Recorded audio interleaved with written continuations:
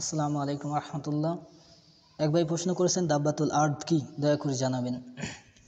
দাব্বাতুল আর্দ হলো কিয়ামতের পূর্বে আল্লাহ সুবহানাহু ওয়া তাআলা ভূগর্ভ হতে একটি প্রাণীর নির্দেশনা আমাদের জন্য পাঠাবেন, যে প্রাণীটির হাতে থাকবে সুলাইমান আলাইহিস সালামের লাঠি, মুসা আলাইহিস সালামের লাঠি এবং সুলাইমান আলাইহিস সালামের মোহর অঙ্কিত আংটি। এই দাব্বাতুল আর্দ 10টি প্রাণীর সমন্বয়ে গঠন হবে, যেটা সূরা নামাল 27 নম্বর সূরা 20 নম্বর পারা 82 নম্বর আয়াতে পেয়ে যাবেন। এই প্রাণীটি ইমানদার ব্যক্তির উপর লাঠির ছোঁয়া অথবা আংটির ছোঁয়া দিবেন, বোঝা যাবে যে এই লোকটি ইমানদার। অথবা বেঈমানের উপর আংটি অথবা লাঠির ছোঁয়া দিবেন, যাতে বোঝা যাবে এই লোকটি ইমানদার অথবা এই লোকটি বেঈমান। তো বাবা সন্তান এক টেবিলে বা এক জায়গায় খেতে বসবেন, বোঝা যাবে যে বাবা ইমানদার ছেলে বেঈমান, অথবা বাবা বেঈমান ছেলে ইমানদার।